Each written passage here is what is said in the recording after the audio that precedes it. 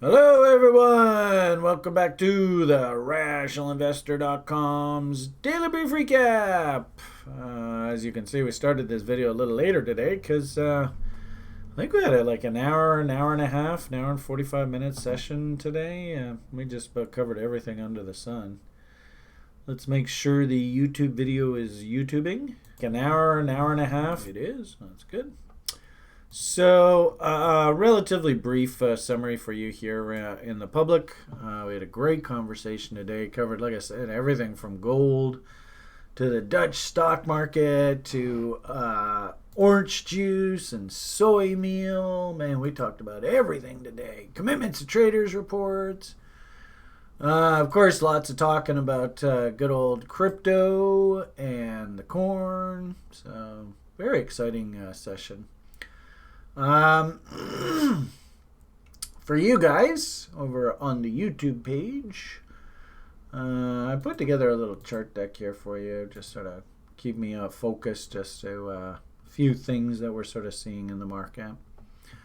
As always, we like to start off with our risk on, risk off look at the US dollar index. And I have noticed I've been sort of playing around with these levels, trying to figure out what the market's temperament is. I do like this sort of megaphone thinking. Ironically enough, euro was doing pretty well as the US dollar was coming down, but that was a bit of a trap. And gee whiz, kept going on, I want to short the euro, but didn't get any kind of trade set up at all. And the goddamn US dollar just took off like a rocket there, as Europe buckled under the coronavirus stuff of late. It seems like it's North America's turn now. Interestingly enough, big debates of late as to whether the corporate debt market in the U.S. was going to seize up. And if so, that could have started another cascade of financial asset crisis.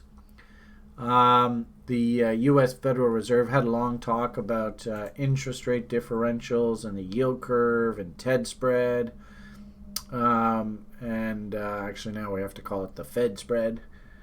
As well as sort of inflation, deflation kind of thinking in the market. For whatever it's worth, yield curve is very back to normal, with interest rates at nothing on the short end. So, no warning signs coming out of the bond market that there's trouble ahead. I get the impression that the efforts done by the central bankers over the past 24, 48 hours have assured the credit markets that the liquidity that's desired to get the hell out is there. And now, I was even making sort of jokes and comments about, it seems last go round it was all about the mortgages, that the banks are going to now create this fictitious sort of fund out in the ether to put all these bad mortgages. That was the 2008 financial crisis. This crisis, what I'm hearing is it's going to be the corporate debt market, that they're going to create this slush fund out of nothing and park all that bad debt in there. And what I asked was, and of course this is a request from the universe, that maybe the 1% cut the working Joe Schlub a break. Could you maybe include some of the student debt in that package and give the future generation a little bit of a break here? And maybe, why don't we do things like say, if you have to declare personal bankruptcy, fine. You don't carry the debt with you after you file for personal bankruptcy. The whole point of bankruptcy is to hit the reset button and let the capitalist system work again. So I don't know whether what they've done here is going to actually make those structural changes in our society that are really needed, in my opinion. But at the very least, the corporations, they got what they want again. Big surprise. I do believe that this is a process. We're sort of in what I would consider the second or third inning of the process. And what I noticed right out of the gate this morning as sort of a warning sign that This is just sort of, we're finding the bottom. This isn't the bottom.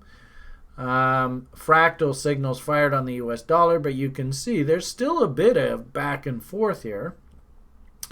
Because I think that the package that's going to backstop the Fed to be able to move all these bonds over to this fictitious balance sheet, that has to be passed through the U.S. Congress. And it's stalling in the U.S. Senate. And the U.S. Senate is controlled by the party that's in power of the executive branch right now. So that bill should have actually easily gone through the Senate, and it's running into a lot of traffic because there's just so much pork in the bill that is just everything that we hate about these damn politicians. Is interesting, and keep in mind that the House of Representatives in the states, of course, is controlled by the other political party, the left-leaning political party. So if the right wing can't get a bill passed in the right-wing controlled Senate, what's the odds of that bill passing in the left-wing part of the government? Probably not likely. So the debate is still raging. And what I also noticed too, and keep in mind, I've been sort of counseling that I'm not looking for any kind of pivot in this market until we get well into April. We're still a couple weeks away from what I would consider, okay, we are beyond this event. It's now behind us. And now we have to start thinking forward. And what I noticed, I've said this a couple times, but hopefully I can get to it. What I've noticed is, well, there's a damn chart. You're around here somewhere. Okay, now I'm going to lost my head. I guess it was here, right? Yeah. What I noticed is all the stock indexes all jumped up here today. But interestingly enough, they left gaps. I mean, like if you look at the cash markets, they left monstrous gaps. Like I'm following the Canadian stock market. You can see. I mean, that's a pretty nasty gap there. The good part about this is we're finally getting Willie stupidly oversold. That's a good sign. Market's washed out.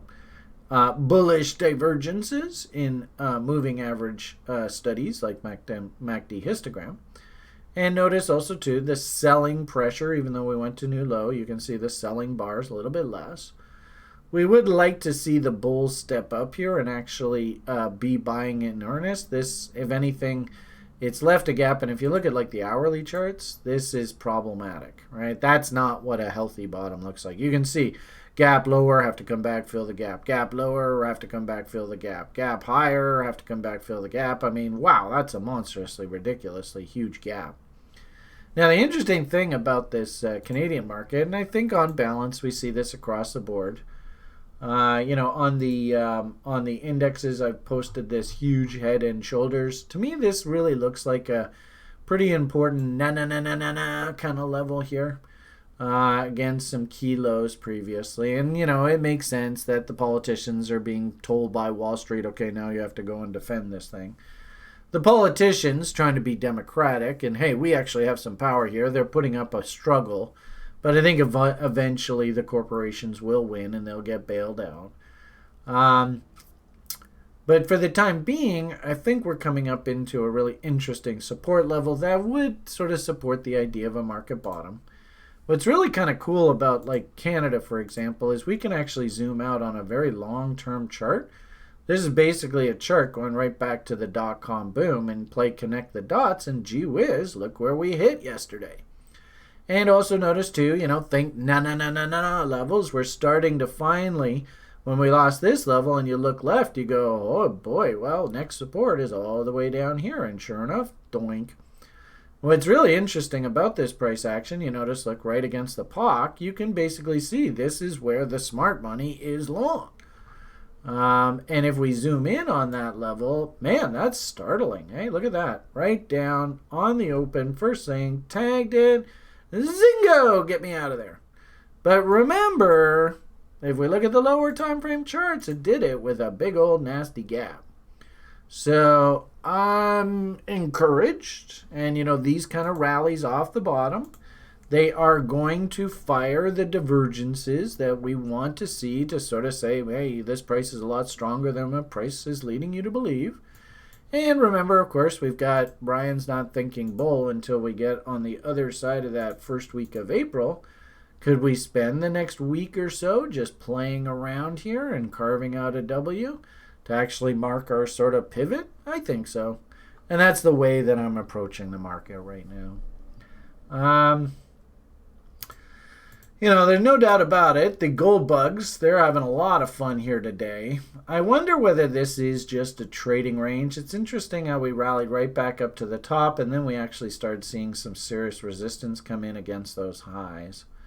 If we're carving out these bottoms against the bottom end of the range, you can see the S&Ps, they're trying to rally here a little bit. Maybe we carve out like a little empire pattern there or something.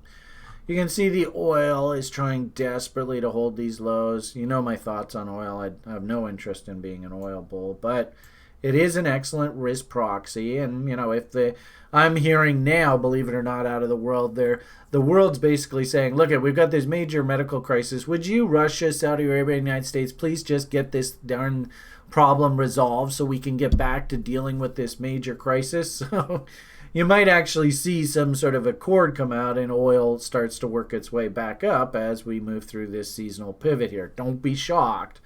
And also, too, the seasonal guys, they're going to be kind of like, hey, we got to salvage some friggin' trade out of this mess.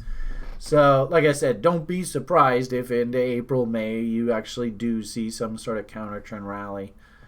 Bond market, we've got a pretty wide trading range here right now. We had that empire fractal top. It dumped. A little bit of an empire bottom. Not really the best empire, but a fractal bottom working our way up. I think we're in a trading range.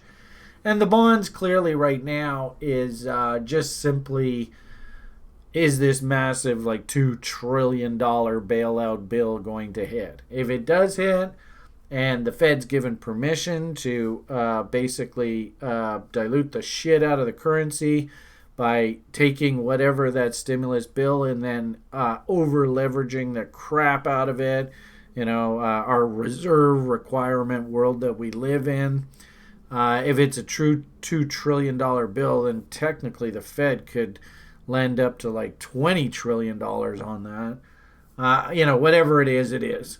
The point of the matter here is, maybe this was the stimulus that we really needed. And everybody's been saying all along here, this is not a monetary problem. This is a fiscal problem. So maybe that is sort of the kickstart engine of the next cycle. The problem that I would have there is that to assume that this thing's actually done is still a week or two away. And if the White House, for example, I don't think the White House is really too tuned into this stuff now. But if the White House thought that a bill passage through Senate was going to be easy, that's running into traffic. Just imagine what the Democrat-controlled Congress is going to say when they get their turn. In a weird sort of way, you could maybe argue in this crazy, uncertain world, it makes sense that gold is catching a bid. We have been talking recently about setups that we're firing and working away, and those setups hit their profit objectives, and now you're just sitting on silly money. It is interesting, too. We have been studying these 4669 and 877 levels, and we're banging up into those kind of levels. And as I had sort of said, if this is really a bull, then just go break this thing out to new highs, and away we go. So clearly the push up into these highs ran into some serious selling resistance. You can see where the POC is here, and really this is just simply a question of, are we going to accept above value? And if we do, then that means, you can see the profile here, then that means that we probably have a pretty good chance of replicating this side of the profile up top. And interestingly enough, if we do like range extensions, I could very easily see us have to head up into these crazy chaos levels up top. And interestingly enough, this 877 way up here, it actually corresponds nicely with, and I think I can't even show you on this chart, it corresponds nicely with actually what I would consider an excellent place to consider taking a short shot on gold, or basically right up against these candle body highs. So, I don't mind the idea of gold working its way up. And the sad part about it is, gold is the ultimate fear proxy in the market. What do you think? Are people feeling a bit fearful right now? Does it make sense if gold does pop to like $2,000, $3,000, $4,000, $5,000 through 2020? Keep in mind, the main event's coming up in November. This is just the opening act. Is this good investing kind of environment? No, not at all. This is total speculation central. You can participate in this. End of the world. Banks are going to collapse. Okay. Caveat emptor. I can definitely tell you, this is definitely a volatile trading environment. There's probably some traders that are going to become extremely wealthy out of this. But I don't think that you can say investing and trading in the same sentence here. This is all about trading. And that's great. You can build a plan, trade a plan, kick ass. Coming in on the investing side here and expecting 3 to 5 years, gold prices are pretty much assured to be higher. I don't subscribe to that newsletter at all. And I actually had to spend a lot of time in the daily brief today talking to the audience about how this, to me, reminds me exactly the same of like Bitcoin at $5,000, Bitcoin at $6,000. People come to me, is Bitcoin a good investment at $6,000, $7,000, $8,000? Well, I mean, it went to 20. All those people, if I said, well, maybe cool your jets, wait for things to settle down, they are suing me when it's at 19 grand. Saying you gave me the wrong advice. Then a year or two later, it's $2,000, $3,000. They're suing me. You told me that Bitcoin was a good investment at $6,000, and now it's $3,000. I'm down 50%. So that's the kind of environment that we're in, everybody. Caveat emptor, have fun. Trade your setups. Don't fall in love with any of this stuff. That's my general feeling here. If anything, what I really love is, maybe take it's too late now, but soy meal, oh my goodness. Orange juice, these were absolute textbook TRI type trades. That's the kind of stuff I want to see you people concentrating on. This happens to be the soy meal chart. Just beautiful, absolutely textbook. But anyway, that's here nor there. Obviously you can tell I'm a little concerned about the gold market right now, but nonetheless, it is what it is. Have some fun. If you can trade your setups and make some money off it, rock and roll. Just don't fall in love with it, please. And I'll probably be having the same conversation with you guys over the next 6 months. Individual stocks, I think I've told you, through this meltdown, there are names that I'm very, very interested in. From like an investment perspective, I'd like to put some serious money, like in the tens of thousands. I'm very interested in this Silvergate. I've talked to you guys about how stocks trading less than the cash on the balance sheets are interesting places to put money. Did pick up a little bit, only 100 shares, just sort of got the ball rolling here at these levels. If this thing W's out, I'll probably go add to the trade. And also, too, I'm really interested in natural gas plays. This is actually a utility with a nice big fat dividend. And you can see how he's trying to W here. So I'm very, very interested in both of these.